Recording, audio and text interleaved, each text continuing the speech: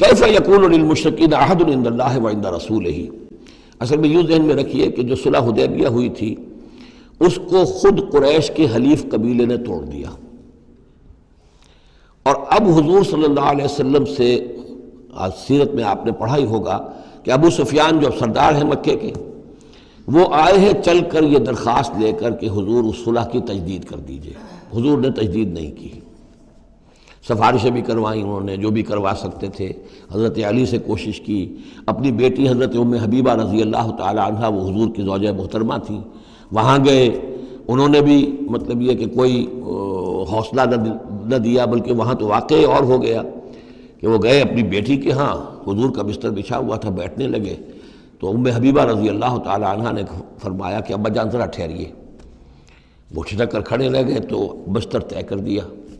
اب بیٹھ جائیے۔ اب یہ سردار قریش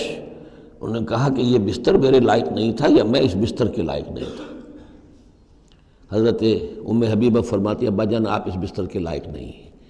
یہ نبی کا بستر ہے اور آپ ناپاک ہیں، آپ مشرک ہیں، تو اب کیا کہیں، ان سے سفارش کرو میری۔ معلوم ہوا کہ وہ ساری گئے تو تھے اس لیے کہ بیٹی سے سفارش کروا دیں گے تو شاید زبان میں نہ کھل سکی ہو،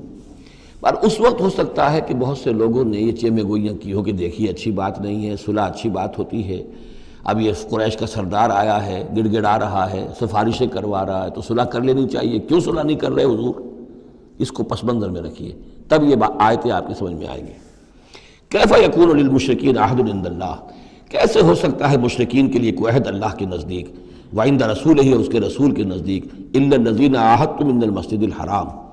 سوائے ان کے کہ جن کے ساتھ تم نے معاہدہ کیا تھا مسجد حرام کے پاس، صلح حدیبیہ، فما استقاموا لکم فاستقیموا لہم،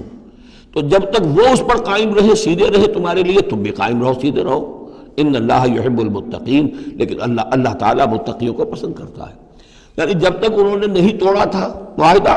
ہم نے بھی پیروی کی، ہم نے اس کی پوری جو ہے پوری پابندی کی،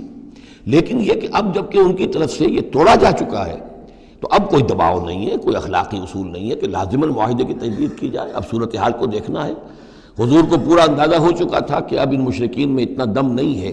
کہ وہ مقابلہ کر سکیں، تو معاہدے کا مطلب کیا ہوتا کہ کفر اور شرک کو ایک فریش لیز آف ایگزسٹنس دے دیا جائے، 10 سال کے لیے اگر معاہدہ کریں 10 سال کے لیے کفر جو ہے ڈنکا بجائے گا، تو حضور کو پورا اندازہ تھا، اس لیے آپ نے تجدید نہیں کی۔